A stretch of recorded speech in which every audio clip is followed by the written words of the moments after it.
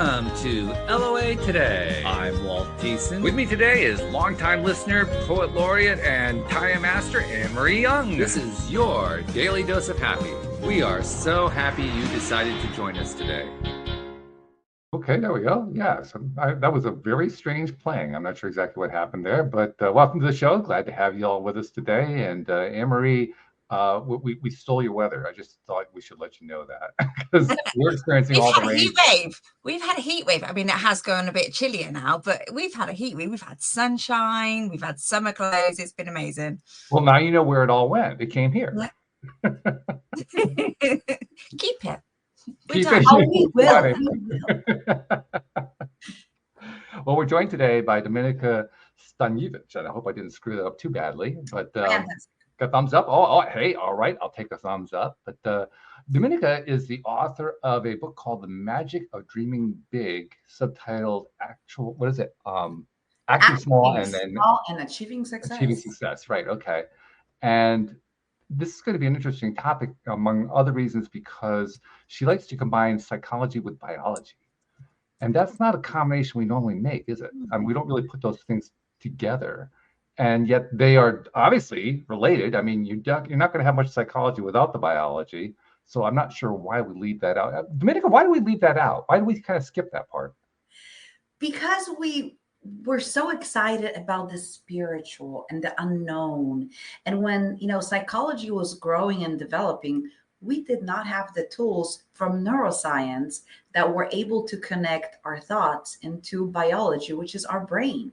Just lately, in the last 10, 15 years, neuroscience has exploded, and neurobiology, neuroscience, neuropsychology started developing because we've learned that it's not us who creates our personalities, and it's not untangible. It's literally your brain that creates that.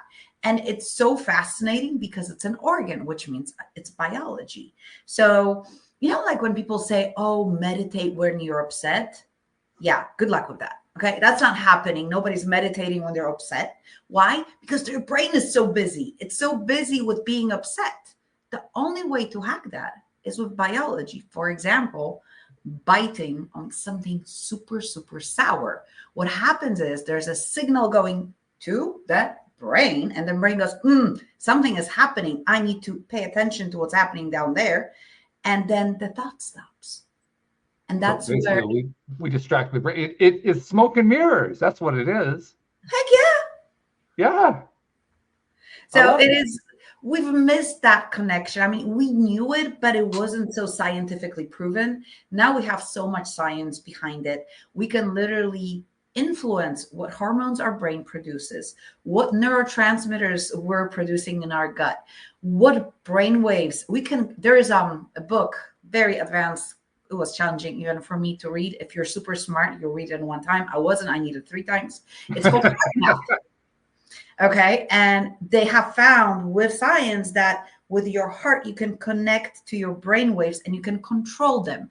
And your heart is responding to how you breathe. Again, it's biology, right? Mm-hmm. And how you breathe slows down your heart, and your heart sends different signal to your brain. That changes your brain wave and you calm down. So you literally, the stress is reduced by biology, not by psychology. Which actually helps to explain meditation, which you mentioned a moment ago, because when you're focused on meditation, you're focused in the heart region. And now all of a sudden you're producing these wonderful biological results. I know. And you know what the funny thing is? That we always thought, I have feelings. Well, feelings are nothing else than just chemicals that your brain. Remember Bones? Did you watch Bones? Oh, I love that program. Okay, this is all true. Like her scientific approach was so scientific that people were going, oh my God, this is so hard. But it's not. Your thoughts are literally the result of your brain going, I'm going to connect this chemical and I'm going to take this chemical and I'm going to take these two together. And that's how I'm going to make you feel. I'm going to flush your body with them. And then you're going to be anxious, angry, in love. And then I'm going to shut off, for example, your prefrontal cortex, where you plan things, when you analyze things, when you have forethought, when you're controlling yourself. And I'm going to see how it works. It doesn't. That's where you go in your fight or flight and you go absolutely insane and you have anxiety and all those other things. But again, it's produced by your brain, by the wiring that was created not by you, but by everything that your brain just took in, had no clue what it was, went, oh, that makes sense. I'm just going to connect this. It didn't make sense. That's why you are the way you are. And a lot of times, including me, we act totally irrationally. I mean, you like my color purple, right? Very pretty color, right? Right. It doesn't exist. There's no color purple. There's no wavelength in the color spectrum for color purple. It is between green and blue. And brain doesn't know what to do with it. So it said, you will see purple. And then we discussed the colors and variations of something that really doesn't exist in biology. And it doesn't exist in physics. But we're all hands and arms about color purple if it matches. Hello. Welcome to this brain. Well, at least you're beginning to make some sense for me out of why they used to do cathode ray tubes with RGB, red, green, and blue dots. I mean, that starts to make some sense now. Yeah. I mean, there's actually apparently some science behind it too. Yes. And guess what? The brain, this organ, this biology tricked the freaking 8 million people who believe that there's color purple. The only people who are not tricked are people who are colorblind. They don't see purple. That kind of makes sense because they don't see green or red either. So, I mean, they're kind of like missing.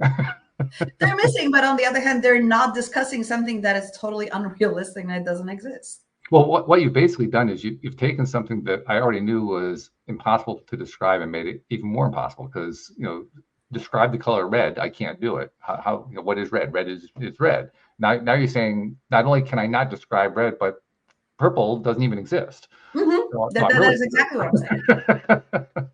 And any physicist will confirm that. If you look at wavelengths for every color, there's a wavelength.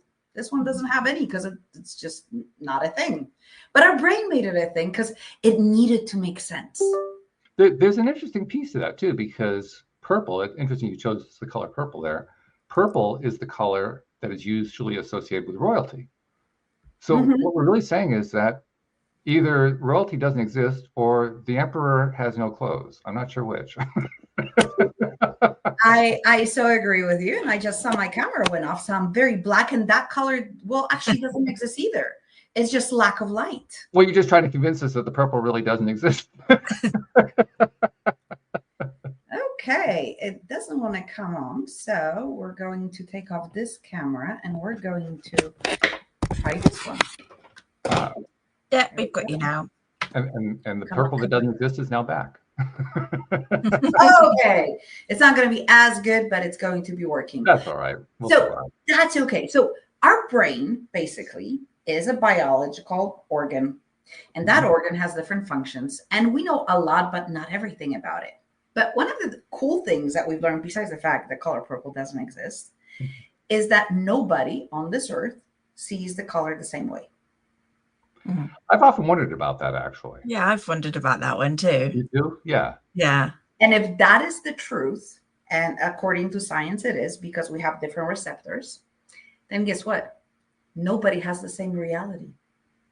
Well, we already knew that. Well, we didn't know scientifically. We just said. Well, I knew. I'll speak for myself. I already knew that. Okay, then you were smart. Well, most people don't know that. It's difficult. I mean, we were talking about certain political people before we got started here. You were? I don't live in the same universe they live in. So yeah, I know for a fact. Yeah, I know so for a fact it's a different world. The perceptions are different. Yes, absolutely. The perceptions and the values and a lot of other things are different. I think, the approach from Dr. Daniel Amen, who trained me, who is a double board certified neuropsychiatrist, some stuff from Dr. Huberman, a lot of stuff from Joseph McClendon III, from the Neuroencoding Institute, and also understanding biology, where you look at blood work and you realize that maybe your feeling of anxiety is not a feeling of anxiety triggered by and created by the outside, but maybe you're just don't have enough of building blocks for your brain to suppress the anxiety. I think it's quite amazing what we're learning because it changes coaching. It changes coaching for the good for the client, not so good for the coaches. Because if you're using neuroscience, then your clients are gone within 6 months to a year. They just don't need you. Okay. Because changes in the brain are permanent. And the rewiring happens permanently. It's not only a thought process anymore. You literally practice, rehearse certain feelings. So when they come up, you can catch them and substitute them with something else.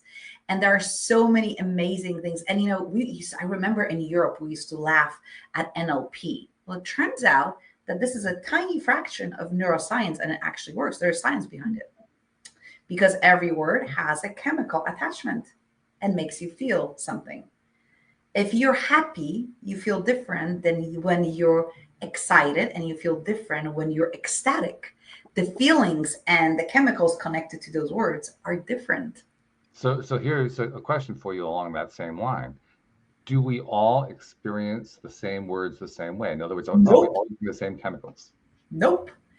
Hate, like when kids say, "Oh, I hate you," has a very different connotation and emotional charge and the chemical release than a person who's about to kill you. Like those are not the same things. Mm-hmm. And one of the things we've learned is that when I do exercises with my classes, or when I do public speaking, when I do workshops, or when I coach my clients, I go, okay, give me a definition of happy. And if I have 50 people in the room and I would ask 50, 90% have a different definition. Sure. So when we talk, I want to be happy, that's why coaches, and we should also ask, what is that to you? Yeah. Because I have no clue. My happy might not be your happy. And that is the misconception that we speak the same language. We don't.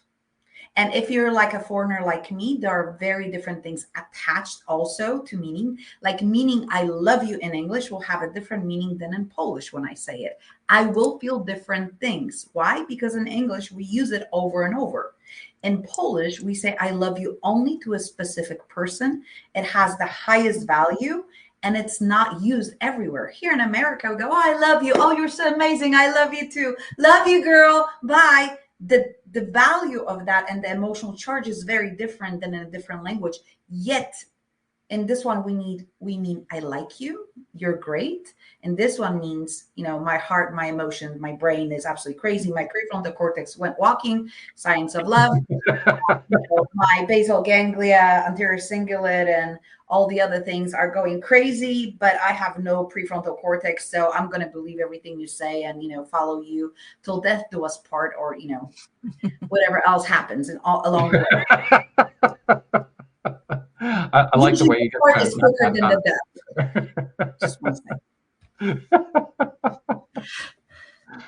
Is any of this ringing true with you, Anne-Marie? I'm just kind of curious. Yes, it does. It makes perfect sense in the fact that we're all wired differently, and we all have different perceptions and stuff, and we've all had our own triggers. So our words are going to mean something different. They're going to be familiar to other people, but what you align to that word absolutely makes sense that it would be different for each person. To me, I find it a really fascinating idea to think about how we have these different chemicals associated with different words, because it aligns very nicely with a practice that I do, and I'm sure many other people do as well. You're having a conversation with somebody, and they tell you, "Well, I'm feeling X," fill in the blank with whatever the X is, and you say, "Well, tell me about it." Why do you say that? Because you want to find out what they actually meant by it. Because, like you're saying, Dominika, I mean, it could be 15 different things. It usually is, and you're like, "Oh, really? Oh, okay." I am very often surprised by my clients, and when I ask them, "What do you mean by it? Like, how does it look like for you?" It's not only a coaching question, now it's a life question, especially if I want to connect with you, if I want to understand. And you know what happens the most? They usually go, "Well, I actually don't know." Oh, yes. That's what I was just about to ask. It's really hard. If you ask that question, it's trying to put that into words can be quite difficult. And it is, because most people have never been asked that question. And I had this really interesting experience with one of the school districts with at-risk youth here in Houston. And at one point, they decided that they don't need mental health and self-regulation, coaching, training, and education. They need to learn how to do business. Okay. And I was like, I wonder how that business is going to go if you cannot control yourself and you don't know where your feelings come from and you don't know how to put yourself in a better light. And you don't know that, being upset, being angry, being anxious, all of those are good. They're not bad. They're information that something is happening. The challenge is, do you stay and you kind of live in it? Or do you accept it, look it, feel it, and you don't suppress it, but you let it pass through? And I was at a menopause conference, and that's a whole different thing just a few days ago. Ladies, perimenopause and menopause is literally connected to your brain as much as day and night. You cannot have a healthy brain if you're in perimenopause and you don't get coaching and training and help with your brain, because your brain is very sensitive to those hormones that are doing whatever the hell they want. Now, imagine me, a grown woman, almost 50. I see a squirrel. The squirrel is jumping on the tree and it's so happy and it's freaking alive. And I go, it's a live squirrel and it's fine. Okay, that's perimenopause for you, okay? Anne-Marie's laughing, so I think she's getting into the agreement mode there. It was a roller coaster, menopause. It really was. Oh my gosh. And you're so right. There's like nothing can control those emotions. No. And so brain health is super important. And brain health is part of what we do. Because if your brain is healthy, it will process that differently. You will have more control. But you need to start as young as you can.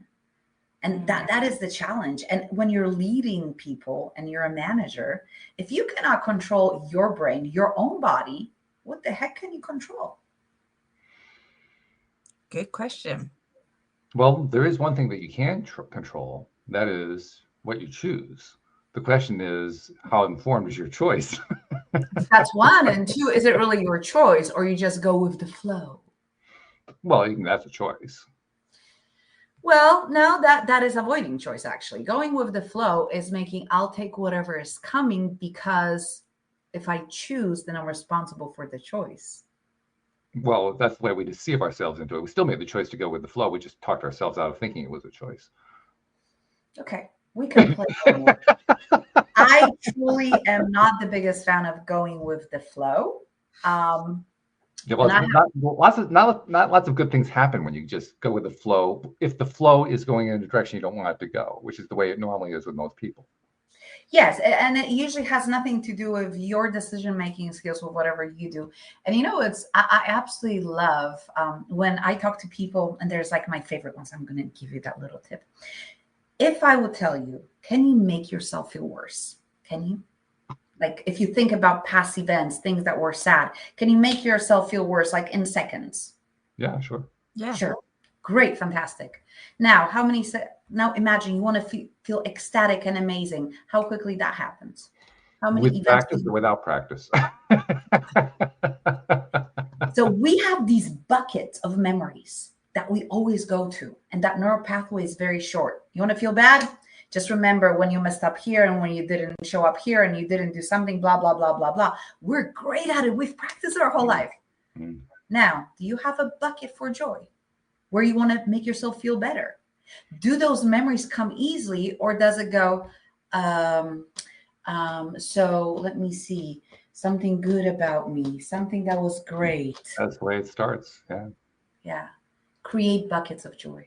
Create and go back to those memories as often as you can. So they're just on a short leash, like those that, make us feel like not so great. And that's actually a learned skill. I mean, what you're describing, it's a wonderful one, but it's a skill that you really can learn. And I remember when I first was presented with the idea that I could learn it, I really didn't believe it. I was kind of in that category you were talking about a moment ago, where you just kind of went, go with the flow. And somebody once presented the idea to me that the flow could actually be a good flow if I just made some different choices about, what I was going to pay attention to and what I was going to. Was I going to do a joy bucket? Was I going to do a sadness bucket? What was I going to do? It was up to me. And I said, no way.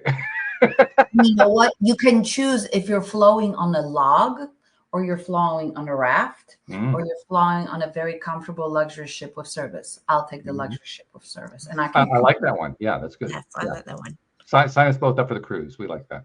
Absolutely. But what you're describing, though, is very important, because it really is how we can take control of our lives, particularly when our lives feel like they're so far out of control. Absolutely. Yeah. And our brain did everything for us. And the moment you realize you can control what it does, and you can, and unless you don't have half of the brain, then probably I can't help you. That's the proof that I'm not as skilled. But if you do have your whole brain, do you, for example, did you know that Dr. Amen did a study on 250,000 brains? Okay, 250,000. That's a lot of brains to look at. Yeah. And all of them were diagnosed with the same thing, depression. When they looked at scans, it turned out that there are 7 different types of depression, which they didn't know. They're in different parts of your brain, which they didn't know. And some of the depression is connected to overactive parts of your brain, not underactive like they expected. So if everybody gets the same type, yeah, I know. Why? I'm surprised that they expect you to see Dr. Amen depression study. UCLA Dr. Amen depression study, PubMed.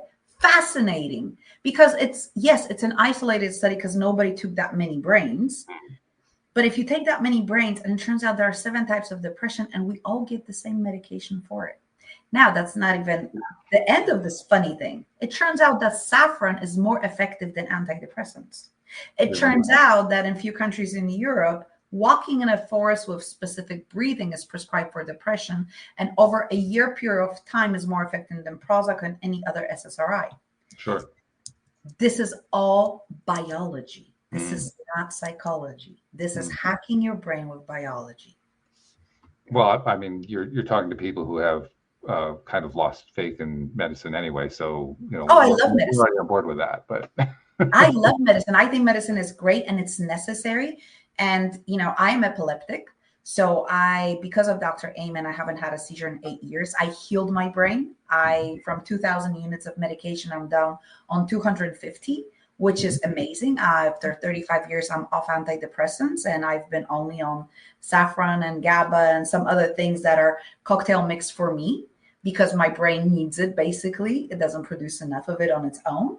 The truth is, medication is important. Sometimes if you're losing a job, like I work with people with ADHD, and you're about to get kicked out of school, you're about to lose another job, brain coaching will come later. First, the brain needs to be stabilized. So the interventional medicine, I mean, come on. The truth is, if this was only thing we humans needed, we would have not died at age of 40, 300 years ago. We would have been alive till 80, 90. Our lifespan extended because of medicine, because of knowledge. So, but there's this magical medium. Don't go straight to pills, but don't think you can cure cancer with drinking juices. That might not happen. And I have a few friends who decided to try, and unfortunately, they're not with me anymore. And although we're talking about happiness and joy, that is created by you. It's not created by anybody outside. It's not dependent on people outside. It's dependent on you. And making smart choices, informed choices, and doing everything that suits you, but also listening to the experts. I mean, we wouldn't know that there are 7 types of depression if we wouldn't scan the brain. That's medicine. I have no way of scanning your brain. I'm not sure that my MD actually even knows that. So I'm not sure I'm quite ready to put Probably not. I go with... I go to my doctors with research, and I'm like, here, I would like you to help me. This is the research based on what I would like you to help me. I train MDs and nurse practitioners on brain health. And I've tried that, but I can't collect the fee for some reason. I mean, it doesn't make any difference. They still want to collect the fee from me. Well, that's okay. Imagine you're helping other people. They're smarter, and then they treat people differently. So you're helping masses with educating your doctors. And don't get me wrong, there's no way a doctor can know everything about you. There isn't. Sure. There's so many body parts, so many things working together. They need to specialize. So, as I said, hysteria, that used to be, if you guys never checked out Hysteria Story, which was women in perimenopause, you got to.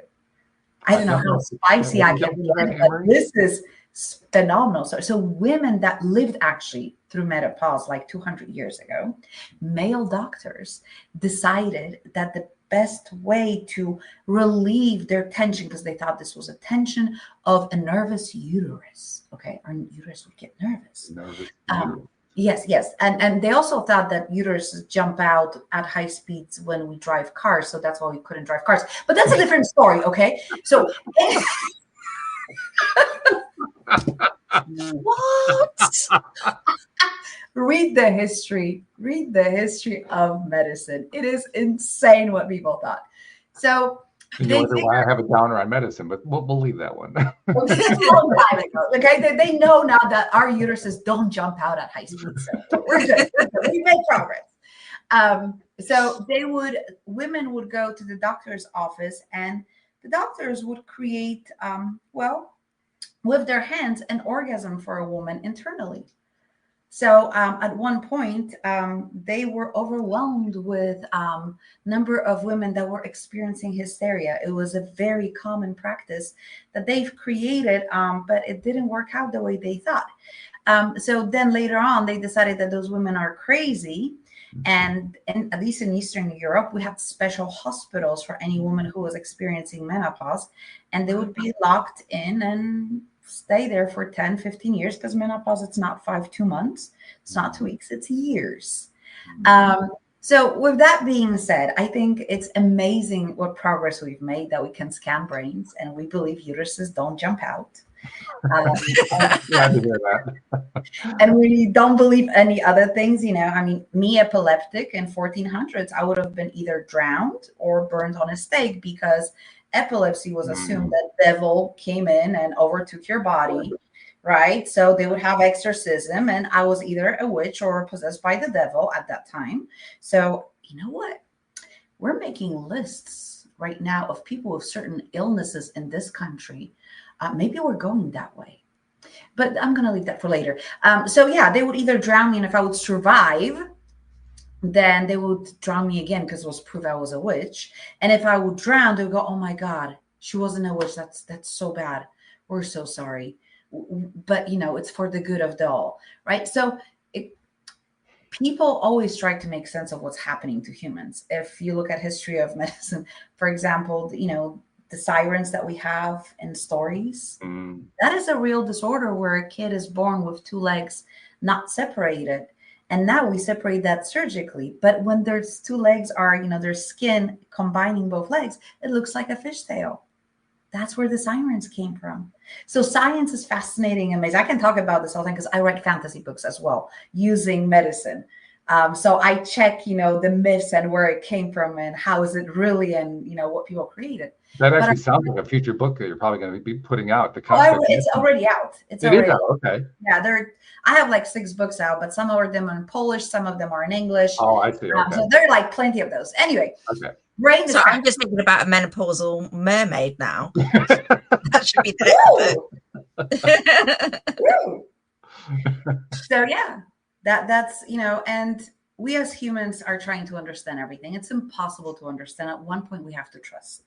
We have to trust a therapist, a psychiatrist, a brain coach like me, or somebody else that has the knowledge and the practice.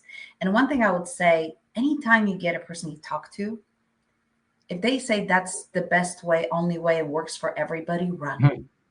Yeah, that's usually a bad sign. Yes, run, because nothing works for everybody. There isn't, even death, we come back from death. I did. So, that didn't keep me there. I was there only for 3 minutes. It was pretty cool, actually, being dead. Not that I want to die, but it was pretty cool and a very different experience. Okay. Yeah. We've talked about NDEs quite a bit, so you're not shocking us or anything. Well, I don't know if you ever had a near death. I was literally dead for 3 minutes, and it was the most interesting thing, because I couldn't have known the things that I've experienced at that age. There was no way I could have known that. And when I was about 35, I had this epiphany. Oh my God, this is what I saw. So, and there was no tunnel, no angels flying and playing, and it's actually different from. Because I've interviewed quite a few people who have had them, and there are similarities, but there are also a lot of differences in the stories that they report. I think I haven't heard anybody who had the same experience as mine so far. Okay. Mine was that when I died, I did hang over. I'm like, oh, I'm dead. How cool, right? It was the first thought, and then I became this yarn of energy. And it was glowing, and it was fast. It was great. It was like a great feeling of being this yarn with strings of energy all wrapped up. And then it took me up and my yarns shoot out. And I had connection to all those different yards and balls of energy. And we were communicating in billions of languages. It wasn't only us humans. It wasn't only this galaxy. You understood so many things. And you had like an aha moment after an aha moment after aha moment. And then you could see, but there were no eyes, right? You could see with the feeling, right? With the perception, or I don't know. There's no word for that I know. Yeah. And there were some people connected to that net of yarns and ball of yarns down here, but there were like 3, 4. So it is possible that some people talk to the higher power, but it's not freaking lady on a corner telling that she's connecting to your grandparents, most likely. And it was like, oh, that's why it works. And you understood that this is not the end. This is just the transition phase. And that ball of yarn of energy will end up in a different realm, galaxy, we're definitely not alone, according to my experience. Definitely. There are other beings, whatever they are, that are smart and wise and live out there. But I don't run around telling people that because they freak out because they believe that there's a garden and, then there is a God that sits there on a throne and you're going to have a beautiful life. But it's fascinating. And then I came back and I was back alive in my body and it really hurt.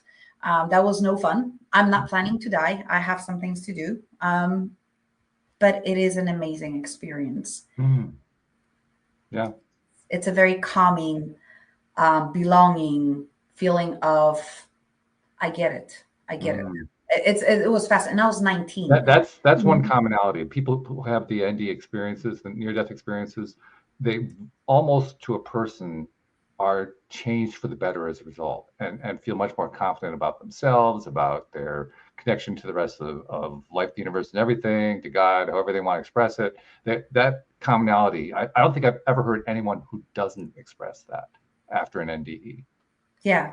And also how everything is connected. Yes. Or just energy, and that whole connection thing is just And then when you read about the common consciousness, that fits right in. Sure. Yeah. I was like, and I read that when I was 35 and I died when I was 19. So when I was 19, nobody heard about common consciousness. Like I didn't know what it was. But yeah, I don't implement that part in my brain coaching. I stick to science. Understandable, yeah. Although it's becoming more and more accepted, but yeah, it's quite understandable because there are a lot of people who still resist it, for sure. You know what? We resist science too. We resist a lot of things, but I truly believe that sometimes when we can understand, it is easier to confirm to different behaviors, different thoughts and actions, and wherever you go in the world. And I have clients in 6 continents. So far, only penguins did not hire me. And I'm working on that. Anytime, Anytime, yes. I'm sure we'll find a way to connect. I mean, we already have trees singing songs with different vibrations. So probably one day we'll understand penguins as well. And they might need brain coaching. And training, neuroscience based. So I find that everybody's looking for one thing. I don't care what's the first thing you say. Underneath is to be happy. Okay. We all want to be happy. And happiness means different things. But at the end of the day, feeling of lightness, of enjoyment, of joy, of sparkle, of excitement is what everybody's looking for. And I don't care if you're from Africa and you're my client, or you CEO of a big company, you're my client. Well, you're not to get there, but at the end, we end up in the same place always. You're not preaching to people who are against that, because I mean the subtitle of the show is Your Daily Dose of Happy, so you're in the right place. Oh, thank you, because I thought I was talking for an hour absolutely to the wrong crowd. Well, actually, we're talking to the right crowd that's receptive to the message. And celebrate. Oh, I forgot to say, celebrate. Not the outcome, but the process. Yes. Because outcomes are coming either way. But well, you can sometimes celebrate outcomes. I mean, so actually you shouldn't, because if you do too much, you become much more reinforced dopamine release, and you become dopamine addicted. And that leads to very low lows. And it is, for people who are A-type personality, we retrain celebration, and we actually don't allow them to celebrate present successes. We teach them to remember past successes because they have less emotional charge and different pathways get engaged. And we say, oh, celebrate that. For some people, you're not allowed to literally celebrate the outcomes. You need to celebrate the past successes. Wow, Or what happens if you third do? or fourth. What happens if you do celebrate a current success rather than a past success? So depends on the person that you are. If you are so what happens is, if we're celebrating current success, we are constantly looking for the outcome that's in the future. So we miss daily joy. And we forget that the journey itself is what is the longest part. Success, and any study that you read from psychology and neuropsychology as well, when they scan your brains, is that when you get a raise, you're happy for 3 days and it's gone. But imagine you would be celebrating every little thing you did, not knowing if you're getting a raise, but you did it anyway. Then the joy spreads over a long period of time, and that's just a cherry on top. Now, people with A-type personality with very strong dopamine addiction, those are people pleasers, those are high achievers. At one point, because they celebrate success, there is like nothing worth noticing. Burnout comes, and they go, yes, we won the contract, and then, okay, we got to work. So they miss another 3, 4, 5, 6, 7, 8, 9 months, a year from their life, working towards something that we don't know if they're going to achieve. And there's no enjoyment in life. That comes with burnout. Kate Spade was one of those examples. Phenomenal success, always working towards the goal, but missing the daily. And what happens is that when you're addicted to dopamine, it's connected to lecithin. And that is the same hormone women feel when they're in postpartum depression. The crash from high dopamine, the more dopamine, the higher the crash. That's where the suicides come in. So lowering the release and the chase, because dopamine is the chase, not the happiness. Dopamine makes you chase. Happiness particle and chemical is your serotonin. That allows you to go, oh, I'm so happy, I'm blissful, life is great. If you have too much serotonin, then you're usually a bum also, because you're just, oh, life is great, I don't need to do anything, look at me, right? That's not a good thing either. The balance is good. You need some cortisol, you need adrenaline, you need all of those to function properly. But if you're a gambler, if you're addicted, if you're A-type personality, if you're a high achiever, very often we reteach the brain and reteach the stimuli not to be. So we transfer it out. So it's not as high release.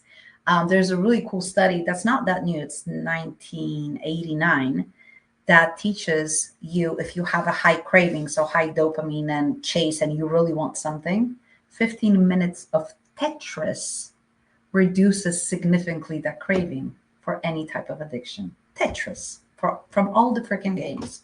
Tetris. Why? Because you engage your prefrontal cortex. You need to analyze what's coming, where it's going, and you're engaging the part that's shut down when you're in a craving mode. I combine so many things in this. This is so like brain science is so cool because it can be so practical and helpful to people. Well, it's also interesting, like just right now you drew a connection between the prefrontal cortex and happiness, which is not that's kind of an atypical connection for people to draw, but it makes sense because, well, I mean, that's where most of us live. I mean, that's where our experiences are going on. So it first of all, it's reinforcing that, great, we can actually be happy in our life because that's where it all, that's the seed of it right there. So that's the good news. And that also kind of suggests that, well, since it's all right there, it's within reach. Anybody can reach it. Absolutely. If you're not feeling it, that doesn't mean that you can't get there. It just means you're not there right now. Yet. Not there yet. Yeah. Another, little trick for being happy is dancing. It involves I know a little bit about that, yeah. Your cerebellum, your prefrontal cortex, and especially learning how to dance, because your brain has to start controlling everything, and there is no stress particle. So movement, if you're about to study, you want to memorize more, it helps your memory. Dance for 15 minutes like no one saw you dancing, and then sit down and study. You will memorize about 30% more. It makes total. I'm a dancer. I'm a social dancer, and swing, hustle, ballroom, all that kind of stuff. And even when you're studying by going to a class. I mean, I go to classes on dances that I know like the back of my hand because I Right. like being in class. Yeah. And that's your craving of your mirror neurons, mister. Okay. And your neurons want to experience other people. And funny enough, I was very sad to learn that we don't help people because we're good. We help people to stop our own pain. And that sucks. So mirror neurons, when you see somebody in pain, your brain experiences that pain. And the reason is because of mirror neurons, and it tells you this is bad, this needs to stop. So you help them so they're not in pain, so you don't feel their pain. So do empaths have more of that? Yes. And there's suffering. And there's even, now I'm not a psychiatrist, but there is a disorder that mirror neurons are so overactive that when you hit somebody, they feel it and they'll get a bruise. And they have never been hit. It can be that extreme. And that takes a lot of reprocessing, retraining of the brain. It's doable, numbing the brain, because it is insane for those people to live. A lot of twins have that. Like they can sense things. And, when one twin is suffering, the other one is suffering as well. They've been doing, unfortunately, studies on twins since forever, plus Auschwitz, where twins were taken, right, and experimented on. But mirror neurons are not very well known yet, but we know that they're responsible for you feeling somebody's pain. And the more of them you have, and the less pruning your brain did, which is getting rid of those connections when you're young, the more of an empath you are. And for some empath, it is horrible to live. Now, not everybody who says they feel your pain and they're sad with you, it's actually because they're empaths. Sometimes they're just not. That's another story that we can talk about, why things they do. Okay. Did that answer your question about empaths, so Anne-Marie? Yes, it did. Thank you. Are you an empath? Yes. That can be reprogrammed and retrained. It takes a while. Yeah, not so much as I used to be. I think I've done a lot of work on my brain, and it's certainly not as bad as, I say not as bad. It's a good thing, but it's also not a pleasurable thing, and it's under control a lot more now. Good, because I can imagine only how much you're suffering, because empaths don't have this let's say us regular humans, we have that empathy towards kids, husband, like the closest family when they're proximities. But empaths have it with everybody. Now imagine if you go to a place where people are crying because something is happening. That's unbearable. Yeah. When you're watching adverts on telly and there's, children in different countries and they're trying to get you to donate money, and it's just like, I could just give you everything. And marketing knew that. They didn't know it was mirror neurons, but they basically prey on you. Yeah. Because people like this are very prone to giving to stop the pain of them, so they don't feel their pain. Mm-hmm. So are you saying that mirror neurons, the only purpose of mirror neurons is to feel the pain? To feel what the environment is. That's the main purpose, to receive the environment and tell the brain. So when you're a kid, you have loads of those. And they did a really cool experiment with moms. And one mom of like a barely walking kid, when the kid fell down, was instructed to go, oh, great, fantastic, let's go, come on, right? And ignore it with a big smile on her face. And the other mom and they had a few hundred kids, so it was a big study. And the other mom was instructed to go, oh my God, you hurt yourself. Are you okay? Are you going to be okay? Are you going to cry? Don't cry, please don't cry. So every kid, literally every kid, where moms reacted, oh, great, fantastic, you fell, let's go, keep going, would go, and went. Nothing. Every kid of a mom who went, oh my God, are you okay? Are you going to hurt? Are you going to cry? They would go, ah, because the mirror neurons receive that there is a danger. They're supposed to be scared. And that's how we program our kids, not knowing we're doing this. That's how environment does it. Mirror neurons teaches your brain what's good, what's bad, and how to react. So whatever you're surrounded with, and again, you have no influence as a child on it. And parents didn't know that. I mean, most parents don't know that right now. So they react the way they used to react. But to control your reactions, you need to know who you are and control yourself before you start controlling what you do to our kids, right? So it's like a whole chain of reaction. And then you have, kids that are afraid of everything. I used to be afraid of darkness, very much so, because my grandma, since I was a little kid, would tell me that if I don't walk where there's light, I'm going to get killed or raped. And she did it out of love, but her face and everything was so terrifying that when I would see the street with no lights, I would go, I'm not going there. I'm going to take a long way around. Now, you could say that's a smart thing, but it's not. Because it's not like you're going to get raped every 5 minutes and every dark alley is a danger, right? It's like, imagine parents go, oh my God, in America, right, where we have shooting. Don't go, school shootings. You got to be careful. Make sure nobody has a gun. And if we would repeat that to our kids in America, no kid would go to school. They wouldn't, because the fear would be so paralyzing. True. Yeah. Of course, the flip side with mirror neurons is that because they're really neutral, they don't really care whether or not you're dealing with something negative or positive.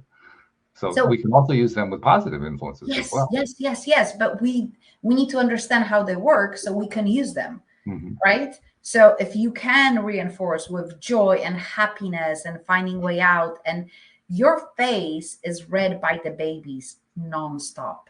And then brain learns how to react to things. There's another study, because boys' brains are different than girls' brains. And they did a study on newborns, 4 or 5 months old, when they already can see. And the truth is, those kids don't know if they're a boy or girl at that time.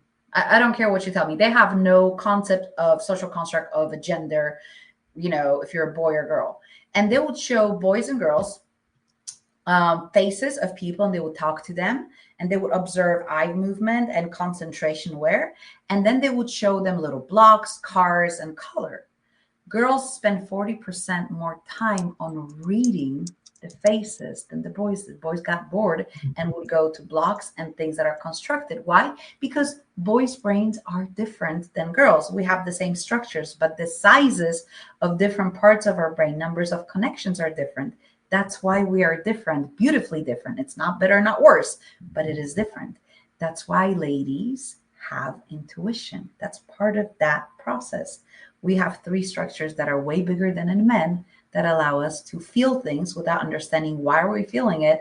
And that gut feeling, listen to it. If you're not stressed and if you're not in danger, listen to your gut feeling. It's always right.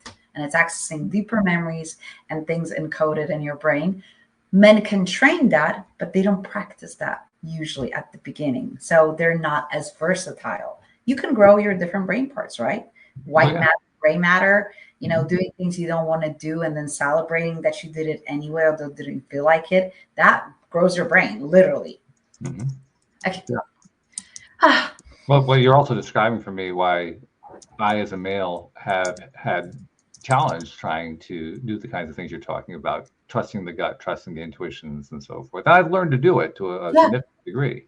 But yet now you're explaining to me that, okay, there actually is a biology behind why it was so challenging for me to do it. Absolutely. It continues to be. And, you can have a female brain in a male's body. That is possible. Sure.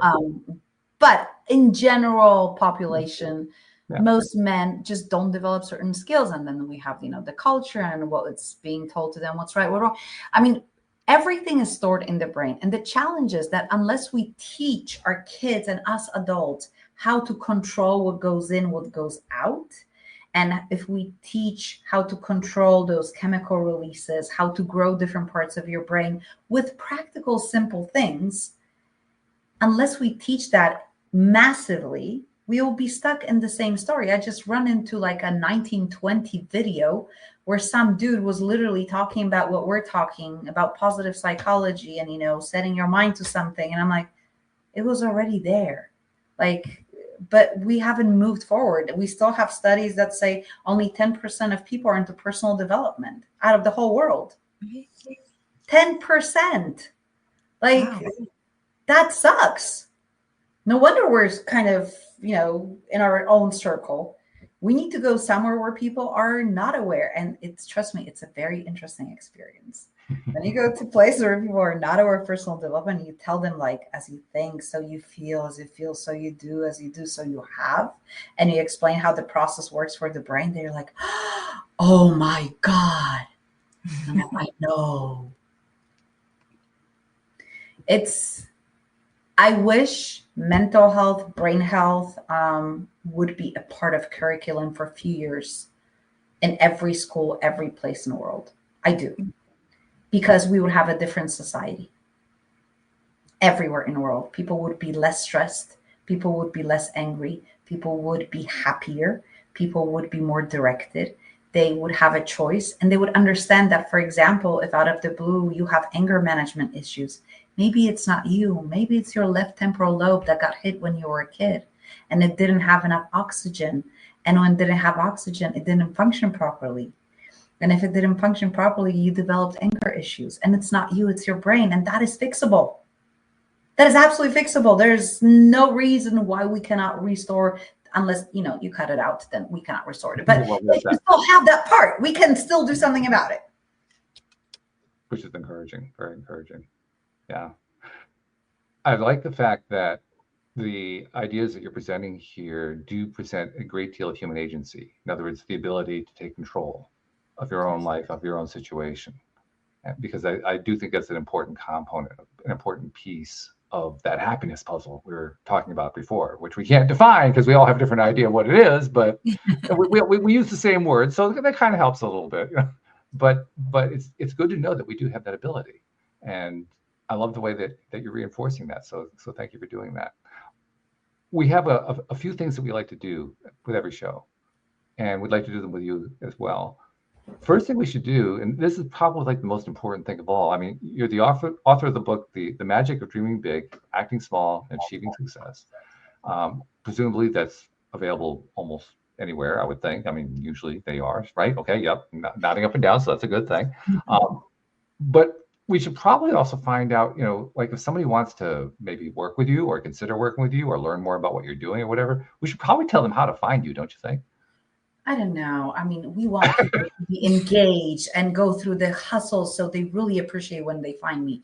But fine, I'll tell you. Well, thank you. We appreciate that so much. You're very welcome.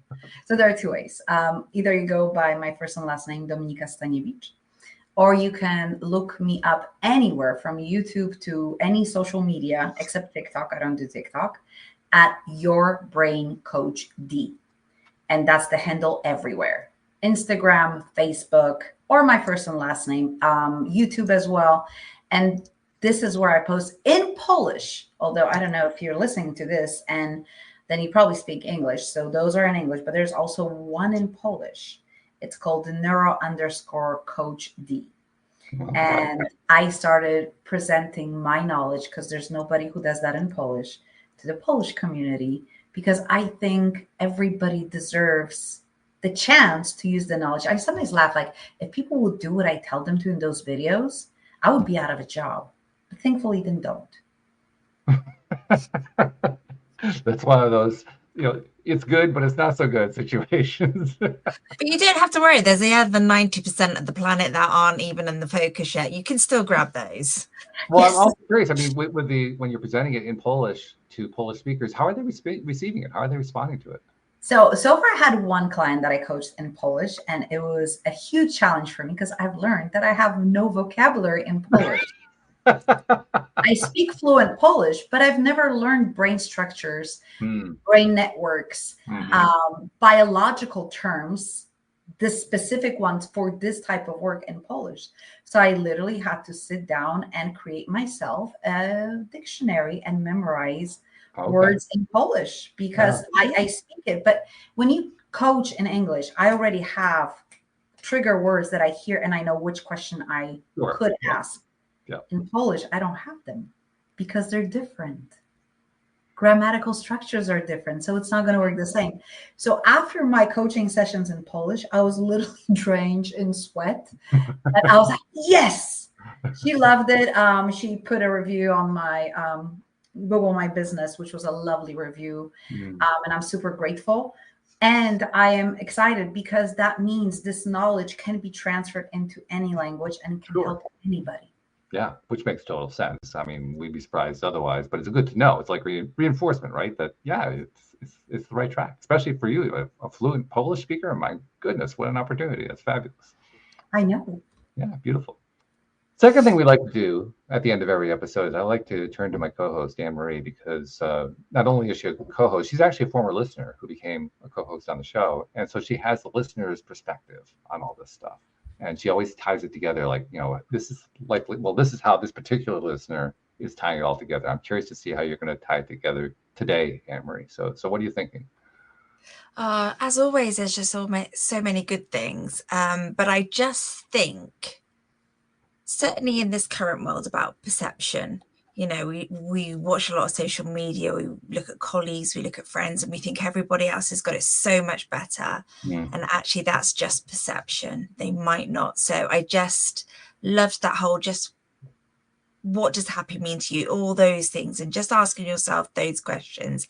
And then I think the nugget for me was grow your different brain parts. I love the fact that it's adaptable, and it's not a solid stone that you can't change. Grow your different brain, ask those questions, and just keep growing. Be that 10%. Be that 10% and influence others. So maybe it's going to go to 12% in a few years, and then 15, and then 20. Exactly. Well, I think that's exactly where it's going to go, because we're at 10% now. I think it's safe to say when I was young, we were probably at 1%. You think so? I think so. Yeah. Okay.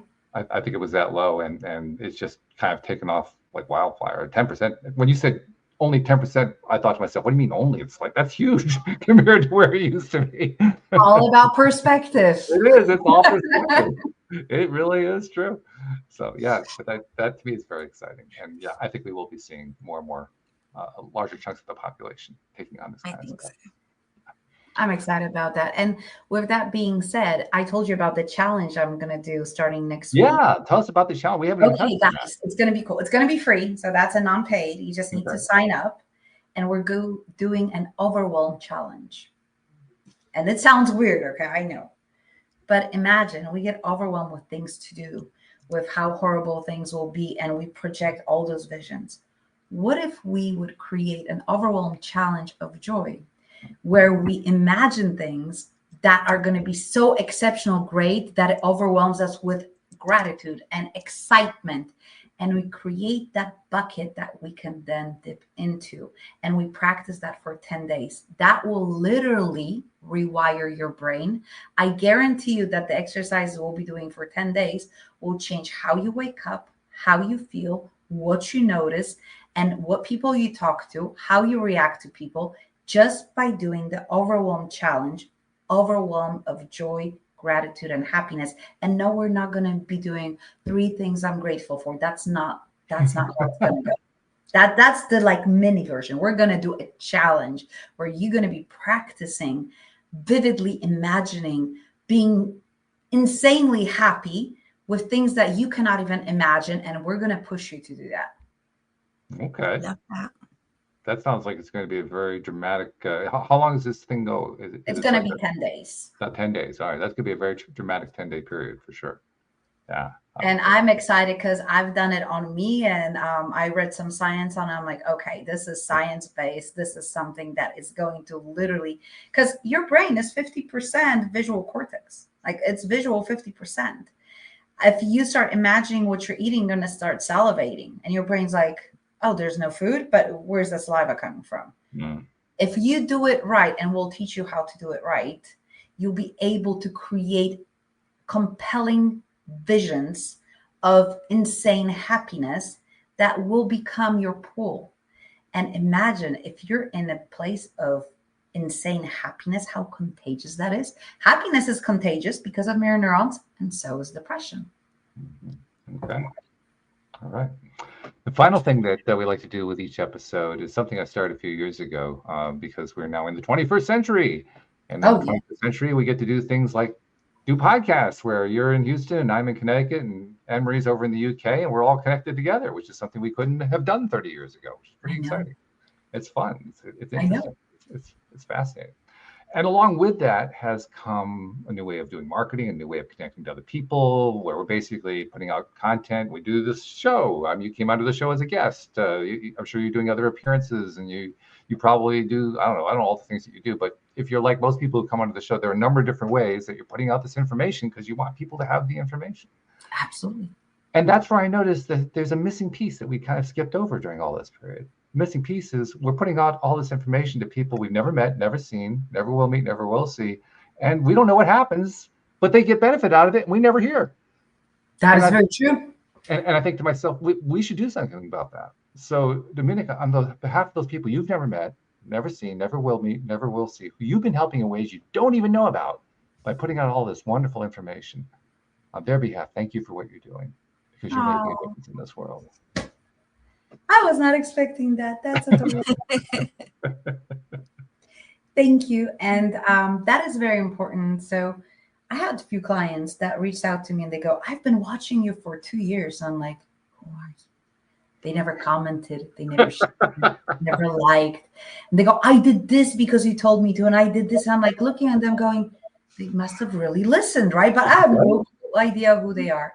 So, and the truth is I also sometimes scroll and I don't like, and I don't comment everything that I like. Sure. And that is, the sad part, that there's so much information out there that we need to be selective. So thank you. And thank you guys for what you're doing, because bringing joy and happiness and giving people little tiny things that they can just easily adapt and make their life more exciting, more enjoyable. It's changing the world and making it a better place. So thank you on behalf of those who get to share through your platform to your listeners. Yeah, well, you make it so much easier. So thank you for that too. We appreciate that as well. Anne-Marie, as usual, I think we hit the top mark, and I think we hit that daily dose of happy we were trying to hit. Thank you for your participation and help. Yep, good stuff. Well done. Thank you to our podcast listeners everywhere. We'll see you all next time here on LOA Today. Goodbye, everybody. Goodbye.